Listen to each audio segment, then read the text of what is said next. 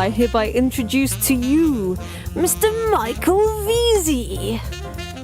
Ladies and gentlemen, welcome back to the show. This is your host, Michael Veazey, on the whatever it is, 310th episode or whatever it is. So we've done plenty of these now.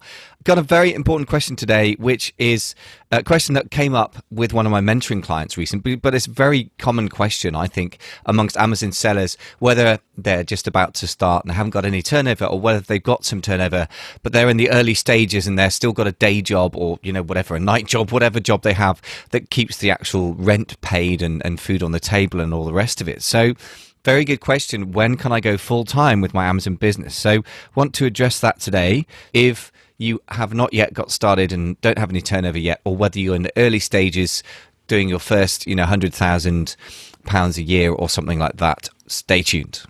So here's a quote from an email that I got sent recently as part of email mentoring support for one of my mentoring clients. He said, I'd like to get some very rough goals in the way of income and what I should be shooting for to actually be able to take £20,000 to £25,000 a year, so about $30,000, I guess, these days, for myself to live on and go full time with this. That's the dream. I just want your opinion on what that looks like, if it's possible, which is a very good question. So we spent quite a bit of our mentoring call discussing that. And so obviously everyone's situation is different, which is why mentoring works, because I can tailor things exactly to everybody's individual situation. That person is doing about £10,000, so about $12,000, $13,000 per month in income. So not nothing in revenue, but it's early days in terms of taking profit out and actually living on it. So it's a $64,000 question. There is no simple answer, but there are various fairly simple things that you can use to triangulate in on the answer, right? So a lot of people have a long-term goal that they want to have a full-time income from their e-commerce business. And I know lots of people who've achieved that. So it's extremely achievable. Most people don't, because most people never get started. So that's the first thing. At least this guy is in the minority, very small minority of people who actually take training or, take mentoring or whatever it is, but actually get started selling stuff. So that's the first thing to say, is you've got to be in it to win it. And it sounds kind of obvious, but it's never going to happen if you just fantasize about it. So if you're taking it seriously, by all means assess the business model and whether it's viable and whether it's for you. But if it is your decision, then make that decision fairly quickly, within a few months, I would suggest, and then give it at least a year before you even judge anything at all. So that's the first thing. You've got to be in it to win it. The second thing is, as my client put it, I can suffer a couple of years working on this part-time. Sure, that's about right. I think that's realistic, that you're going to need to spend a year, maybe 2 years working on running your Amazon business part-time alongside your day job. And by the way, that doesn't have to always be when it's really small either. I mean, it's a bit of an extreme example. There's one member of the 10K Collective who's a real overachiever. He's got a really great day job. I think we'll say great. He's looking to leave it, but not in a rush, because he gets very well paid and he's very good at it. And he enjoys working with his team. He is looking to leave, but he's built £100,000 a month business, so over £1 million a year, on the basis of doing it in the evenings and weekends, which is crazy. Now, I don't expect many people to get to that point. That's an extremely high achievement. But it shows that it's not always about leaping away from the day job. It depends how you feel about your day job, right? The starting points then, comparisons with other people, what people actually do. A starting point that's not very advisable, first of all. And we'll circle back to some other 10K Collective members and great examples of real life and what people actually do. The theoretical thing is you get a spreadsheet and you write it out. And I've done these before, and I'm sure you may have even seen this on an Amazon pitch. Not one of mine. This is not how I would sell somebody into a course or mentoring, because I just don't think it's realistic. But it's quite possible to start with a spreadsheet. Say, yeah, you can get your first product out of the door in 90 days, and you can turn, if you're doing 50% profit margin or something like that, 40%, you can get a return on investment of 100%. So if you put $5,000 into inventory, you could turn that into $10,000, and you've got to take away a few costs and things, but we can probably make the maths work such that you put 5,000 in initially, and that turns into 10,000. After another 90 days, 10 turns into 20, and it doubles again. After another 90 days, it turns into 40, and after another 90 days, it turns to 80. So in theory, by the end of the year of trading on Amazon, you could have £80,000 or dollars, whatever it is, in the bank as a working capital. You're probably going to be doing revenue of 3 or 4 times that much, 250,000 a year. So that starts to look like you've broken free and that's it, you're done. So that kind of maths can occasionally happen. There are 2 members of the £1 Million Mastermind who started with, I believe, less than $1,000 in inventory capital, or round about that number. One of them's doing £1.5 million, so close to $2 million a year, or did last year. The other person did €6 million, so round about the $5-6 million mark after about 4 years in business. So it is possible. That is possible, and that's pretty rare. So just because it's theoretically possible, not just theoretically, I know the 2 guys. Amazing success story, and that's an exception. That's not a great way to plan your life if it's going to be based on being truly exceptional. You need to be, on the good side of normal. Yeah, so the average person never starts, and then the next average person sort of just kind of bumbles along but doesn't grow it aggressively, and then a few people just go like crazy. So comparison points need to be sensible. So the first thing I would say is, don't start with your most optimistic possible thing that you heard one guy did, even if it's true. By the way, sometimes it's sort of, you don't know whether these things are true. These things I absolutely know are true because I've worked with them intensively in the mastermind, and the £1 Million Mastermind is meeting again in about a week, in February, mid-February, and we'll be working again with those guys. So it's absolutely for real, and it's not typical. So let's circle back to some 10K Collective members where it's more typical comparisons. So generally, it seems that people do between about 50 and £100,000 a month before they go full time. For example, Ashley Pierce is a mastermind member. We interviewed him about a year ago on the podcast, so we'll get a link to that, depending on when you're listening to it, how long ago that was. And he was full time, sort of about 3-4 days a week, so fairly full time with his day job at that point. He'd got some arrangement with his boss, and people can often find ways of doing that. If they have freelance work, then they often keep that going on the side. I can think of another 10K Collective member, Dutch member, who is still doing some consulting work on the side as a freelancer, so that can be part-time. So people often seem to go part-time at a certain point, but they don't rush into it. So if you want to look at the bigger picture, then I think it's about stability. So there's another member of the 10K Collective who's in 3rd generation of a family business, and unsurprisingly, he is, been full time on this for forever. But it's a very stable company, so that's another thing to look at, is the stability, the number of SKUs you have, the number of product lines. In other words, the longevity of profit in those SKUs, in those products. So it may be that you get a product that will be very, very fashionable for a time and make a lot of profit, and then everybody else catches onto it on Amazon, and then the profit starts to go from it. And that's when having a strong brand and being very dominant and staying dominant is really critical. So if you've only got 1 product or 2 products, I would say that really is not a very safe bet to bet your livelihood on, because that's just not very diversified, and the profit is likely to disappear from those unless you've created a very strong brand around it. The length of time your business has been running is also a factor in predicting the future. If you can manage to keep your business afloat for 3 years, you can, quite likely do at least 1 or 2 years more. So that isn't necessarily such an important factor, but I think it is part of it. And apart from anything else, you've got to think about the fact that you've got to sell your decision to go full-time in your Amazon business to your spouse, or your kids, or whoever else is involved in your life. So it's important to make sure that you've got a good case for it being a solid business case, rather than just kind of, it looks okay now, let's just do it. Depends. That's where everybody else's life is quite different. If you have a mortgage and 2 kids at private schools that cost you a lot of money, and a big mortgage, and your wife or husband is quite risk averse, that's a really different situation for if you're single and you're renting. So you could move if you have to lower your overheads. You've got no kids. You know what? That's a different situation again. And most people are in a mixture of those things. So you have to take that into account, not just from the practical point of view, but from the point of view of managing other people's feelings and expectations.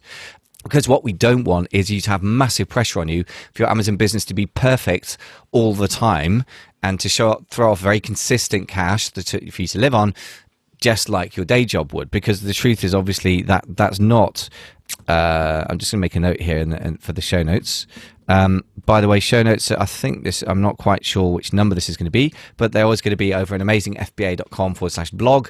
I know it sounds strange that we put /blog rather than podcast, various technical reasons for that. So yeah, if you want to get show notes, amazingfba.com/blog, you'll find some notes there, just while I think of it. it's not just about the numbers, it's about how you feel. And you don't want to put the pressure on yourself or your Amazon business when it's fairly small, even if it's full time. There's no guarantee that you know how much business money it's going to bring out. Sometimes Christmas can go crazy and sales look amazing, but then you run out of stock. Sometimes other parts of the year can be very dead. January, traditionally, for most products, particularly ones that have gone crazy just before Christmas, like toys and games or something. Other ones are fairly big in January. Traditionally, things to do with health and self-improvement are very big in January. So if you're selling supplements or weight lifting gear or something like that, that could be very good in January. But everything's seasonal. Some products are going to do well. Some products you launch will not do well. And you don't want to have excessive pressure on you, I think, for your business to have to do well when it's fairly new. So that's another thing that you need to think through. You've got to think about the calculations side. So let's talk about the numbers. The calculations, I think that people make are sometimes very optimistic. So let's just deal with those a little bit. I think quite often people will write into me who are applying for the mentoring program and say, okay, I say, what's your target number that you want at the end of the year? Okay, per month. And they say something like, sometimes they say something like £100,000 a month. And I say, why that number? Well, because that represents freedom to me or something like that. Or maybe it means I can go full time or I can do what I want or whatever. Now, there's got to be a relationship between that and the amount of money you can put in, right? So the first thing I would say, let's talk about working capital, which is a concept that Joe Jakes from the 10K Collective Mastermind put in to a podcast interview we did a while ago, and we'll put the link in the show notes for that as well. So Joe Jakes was talking about this thing that he's got a very, very sharp financial director, which is a fantastic thing. And you don't have to have one full-time in-house, as Joe has, but you certainly should have a good accountant. And we'll talk about the calculations thing more in the next episode, which we need to cover as well as part of the answer to this very important question. But let's talk about working capital, because a lot of people have a very strange sort of thing. I mean, the first thing is to say that you can't build a serious business by putting tiny amounts of money in. So although it is theoretically, as we talked about at the beginning, theoretically possible to put a few thousand in or 1,000 in and turn that into millions, it's very unlikely. So the first thing to say is, as Will Chernan says, if you want to do $500,000 in your first year, you probably need $250,000 in capital. So that's the opposite extreme. And Will's traditionally sold a lot of products that are fairly low margin but high volume, which ties up more capital. But Joe is somewhere in the middle, I would say. So he was saying that, broadly speaking, if you want to be doing, £250,000 or dollars a month, you probably need around £70,000 or dollars in the bank. And that's called working capital. And it's just like if you buy an investment property, like I've got one little property that I own or bought about 10 years ago. I put in £30,000 as a deposit. There's a big loan against it, of course, which you normally can't get for an initial, startup business, and then I have to keep that money in the property if I want to keep the property there and throwing off cash, some of which I use to pay down the loan. But even if I didn't have a loan, I'd still have to keep the money tied up in the property if I wanted to still have an asset that threw off cash for me, which I can use to live on if I choose to. Either which way you look at it, you're basically tying the money up in your business, called working capital. So you need to have a working capital that is proportional to the sort of turnover you want. Now, you can grow the capital, but it generally won't work in a sort of textbook fashion, because some stuff you'll try will work better than you expected, and some will not work as well. And you need to allow for that. That's why you need to allow 2 or 3 years to go full time with it rather than, a year. It could happen a year, and that's fantastic, but don't plan on that basis. Now, talking of numbers, the other thing people don't think about, because they're not used to this idea with a business, they think of their own life. Even if you're a freelancer, which I've been, for example, selling myself as a music teacher, if I make, if I made, say, £20,000 a year or something, never made very much, say £24,000, £2,000 a month, or bucks, doesn't matter, then I've got a bit of travel expenses and maybe membership of the Musicians Union and a couple of things, but most of that money gets to stay in my pocket, a big percentage, maybe 80% or something, maybe 70% if you're unlucky. With an inventory-based business, that really isn't the case. So there are 2 numbers that we need to think about. The first thing is obvious, but many people kind of overlook it instinctively, even though theoretically they know that if you make £10,000 a month, if you've got gross margin on your products is one thing, but you've got overheads as well. So if you make a gross margin of say 40%, which would be good but just about achievable, that's £4,000 a month or dollars. But then let's say you do $4,000 a month, maybe you've got $1,000 in overheads then, because you've got software, you might be paying for coaching or something, and you might be employing a VA to do some design work for you or something like that. Okay. More likely you've got slightly lower overheads than that, but you've probably got a lower gross margin when you're starting out if you're doing just $10,000 a month, right? Margins tend to get better as you grow your business because you can order more in bulk, etc. But the overheads tend to creep up as well because you've got to manage a big business. You're not really going to want to do it on your own with no team. At least it's possible. One Man with a £1 Million Mastermind has no team virtually and does £1.5 million himself with almost no help, which is amazing. And again, this is exceptional, not common. Amazing. But we want to learn how he does that. But again, exceptions aren't a good way to build a business. You've got to work on common sense rather than exceptional things. So it's possible, but most likely as your business grows, you'll have higher overheads. But let's say you're doing $10,000 a month, you keep your overheads to $500 a month and you're doing 25% gross margin because you're just starting out. That means you got $3,000. So you make $2,500, you got $500 overheads, you got $2,000 left at the end of the month. Now, you might feel like, oh, great, so I got $2,000, I can live on that. But hold your horses. First of all, you will kill your business if you have a profit margin anywhere less than 10%, really, is the rule of thumb.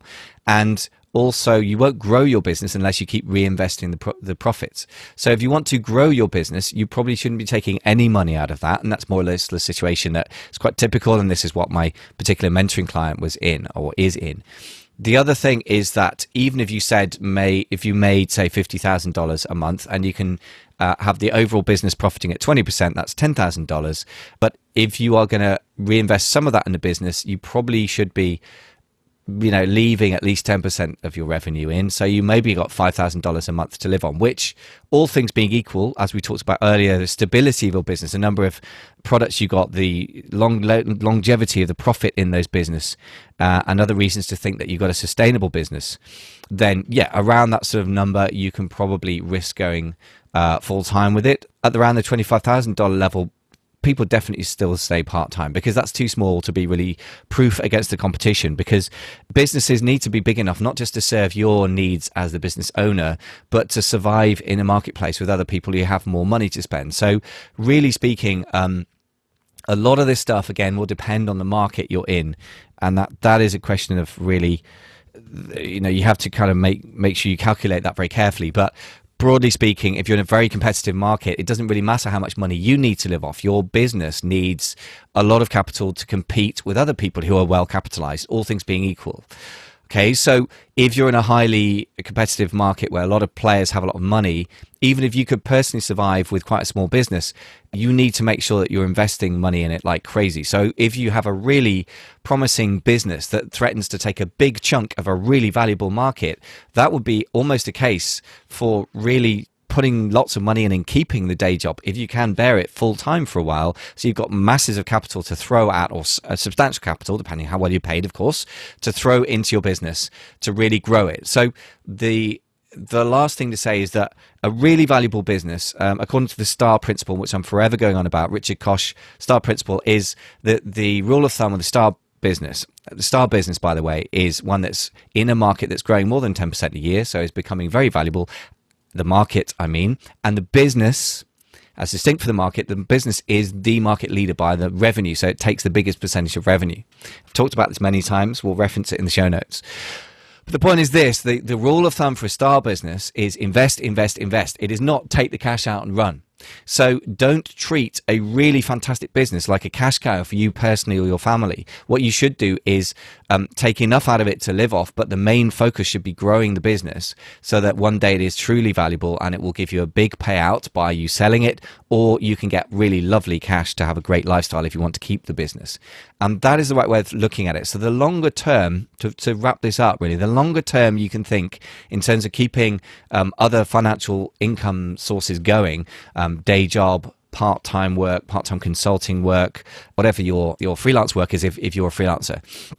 or existing businesses, the longer you can do that, the more you put money into your business, the longer it is likely to survive, the bigger it is likely to get.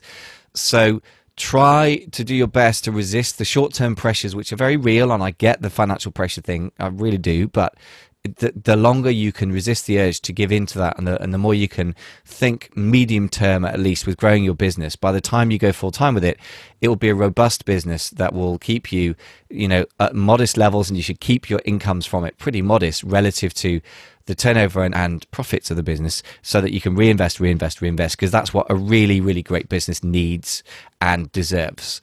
Hope that helps. I'm going to talk in the next episode, because that very much implies your numbers, and a lot of people don't. So I'm going to talk in a related thing, which is the next thing I worked on with my clients. Okay, let's figure out where you're at now, because where you're at now with your finances is one of the other pieces of the puzzle to tell you how much money it's going to be worth in the future, and when you can go full time with it. So we'll talk about that in the next episode. But for now, thank you for listening. Hopefully that was a helpful question to address and you got some kind of clarity out of it. I'm sorry that I can't give you just a simple number, because it isn't that simple. If it were that simple, I promise I would give it to you. I promise faithfully, but it's not that simple. That is why ultimately there's no substitute for one-to-one mentoring. And if that's something you want to explore with me, one-to-one mentoring, amazingfba.com/mentoring, mentoring, may be the solution to answering very important questions like that about your own business. Thanks very much for listening. Speak to you in the next show.